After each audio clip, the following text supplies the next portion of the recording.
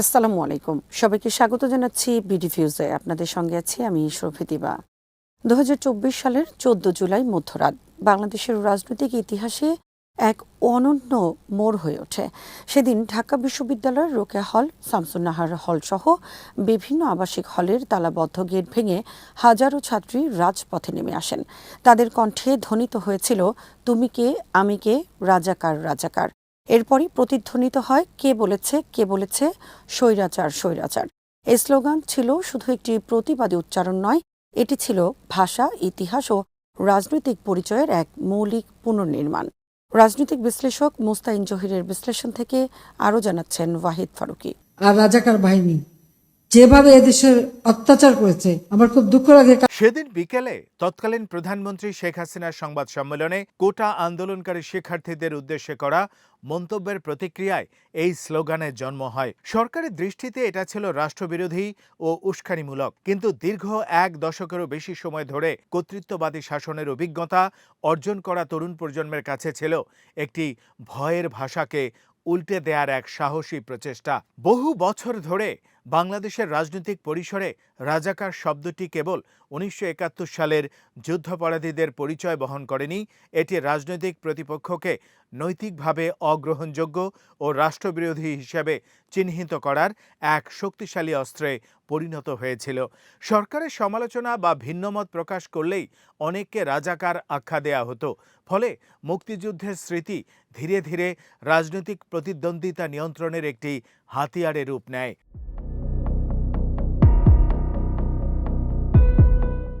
১৪ জুলাইয়ের মধ্যরাতের মিছিল সেই প্রচলিত রাজনৈতিক অভিধানে একটি বড় ধরনের ধাক্কা দেয়। শিক্ষার্থীরা বিদ্রুপাত্মকভাবে নিজেদের রাজাকার বলে সম্বোধন করে শব্দটির ভয়াবহতা ও রাজনৈতিক কার্যকারিতা ভেঙে দেন।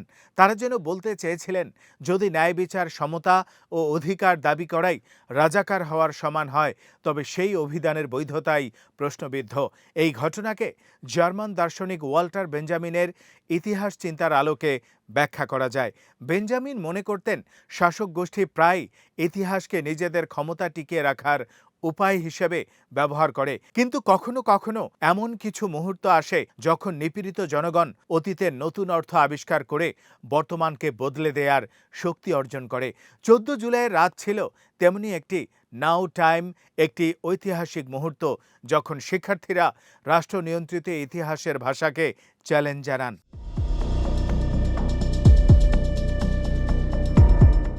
মধ্যরাতের এই প্রতিবাদের পরপরই উত্তেজনা আরও বেড়ে যায়। বিভিন্ন স্থানে আন্দোলনকারীদের উপর হামলার অভিযোগ ওঠে। ঢাকা বিশ্ববিদ্যালয়ের ছাত্রীদের উপরও হামলার ঘটনা ঘটে। পরবর্তী সময়ে ১৬ জুলাই রংপুরে আবু সাইদের মৃত্যুসহ দেশজুড়ে আরও বহু প্রাণহানির ঘটনা কোটা সংস্কার আন্দোলনকে একটি বৃহত্তর রাজনৈতিক ও নৈতিক সংকটের রূপ দেয়। আন্দোলন আর কেবল চাকরির কোটার মধ্যে সীমাবদ্ধ থাকেনি, এটি রাষ্ট্রের জবাবদিহি, নাগরিক অধিকার ও গণতন্ত্রের প্রশ্নে পরিণত হয়।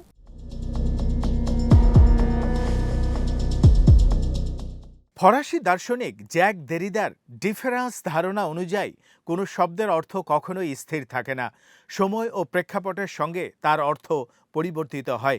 রাজাকার শব্দটির ক্ষেত্রেও ১৪ জুলাইয়ের ঘটনায় এমন একটি অর্থগত রূপান্তর দেখা যায়।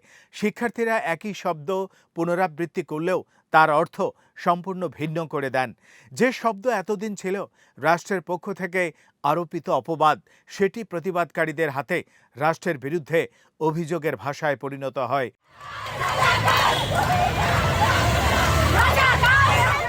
স্লোগানের দ্বিতীয় অংশ, কে বলেছে স্বৈরাচার স্বৈরাচার, এই রূপান্তরকে আরও স্পষ্ট করে। এখানে অভিযোগের কেন্দ্রবিন্দু বদলে যায়। আগে রাষ্ট্র নাগরিককে রাজাকার বলে অভিযুক্ত করত, এখন নাগরিক রাষ্ট্রকেই স্বৈরাচার হিসেবে চিহ্নিত করেছে।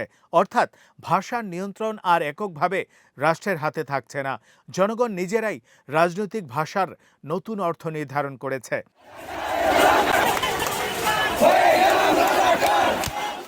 দীর্ঘ সময় ধরে বাংলাদেশের রাজনৈতিক সংস্কৃতিতে মুক্তিযুদ্ধের চেতনা ও আওয়ামী লীগের রাজনৈতিক অবস্থানকে প্রায় সমর্থক হিসেবে উপস্থাপন করা হয়েছে। এমন সমালোচনা বহু বিশ্লেষকের লেখায় উঠে এসেছে।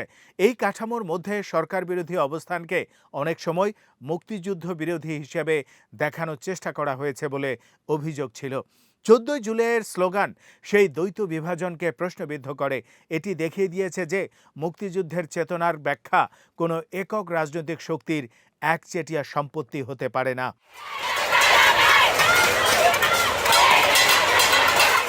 এই আন্দোলনের আরেকটি গুরুত্বপূর্ণ দিক ছিল নারীদের নেতৃত্ব। ঢাকা বিশ্ববিদ্যালয়ের আবাসিক হল থেকে ছাত্রীদের গেট ভেঙে বেরিয়ে আসা ছিল প্রতীকী দিক থেকেও অত্যন্ত তাৎপর্যপূর্ণ।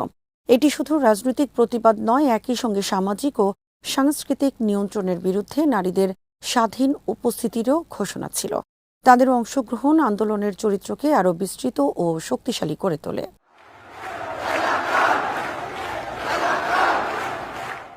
অনেক রাজনৈতিক বিশ্লেষকের মতে 14 জুলাইয়ের মধ্যরাতের ঘটনাটি বাংলাদেশের সাম্প্রতিক ইতিহাসে ভাষার মাধ্যমে প্রতিরোধ গড়ে তোলার অন্যতম গুরুত্বপূর্ণ উদাহরণ। একটি শব্দ, একটি স্লোগান কিংবা একটি প্রতীক কখনো কখনো বৃহত্তর রাজনৈতিক পরিবর্তনের সূচনা করতে পারে। ইতিহাসে আফ্রিকা ও ক্যারিবীয় অঞ্চলের নেগ্রিটিউড আন্দোলনের মতো উদাহরণও দেখা যায়।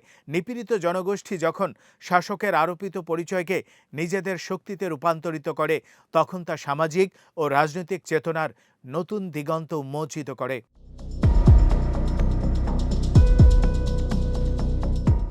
2 বছর পর ফিরে তাকালে 14 জুলাইয়ের সেই রাতকে শুধু একটি আন্দোলনের সূচনা হিসেবে নয়, বরং বাংলাদেশের রাজনৈতিক ভাষা ও নাগরিক চেতনার একটি গুরুত্বপূর্ণ বাঁক হিসেবে দেখা যায়। সেই রাত শিখিয়ে দিয়েছে যে কর্তৃত্ববাদ কেবল পুলিশ, আইন বা প্রশাসনের মাধ্যমে নয়, ভাষা, ইতিহাস ও প্রতীকের উপর নিয়ন্ত্রণের মাধ্যমেও প্রতিষ্ঠিত হয়। আর যখন মানুষ সেই ভাষার উপর নিজের অধিকার পুনরুদ্ধার করে, তখন ক্ষমতার কাঠামো নড়েবড়ে হয়ে ওঠে।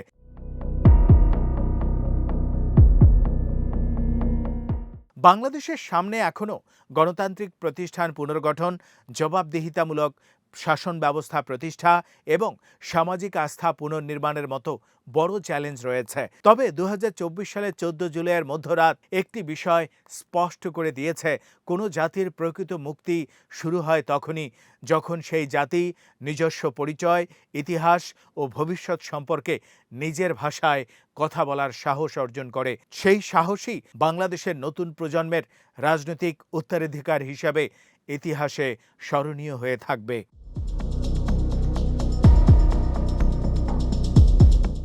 আজ এখানেই শেষ করছি। সবাই ভালো থাকুন, সুস্থ থাকুন আর দেখতে থাকুন বিডিফিউজ।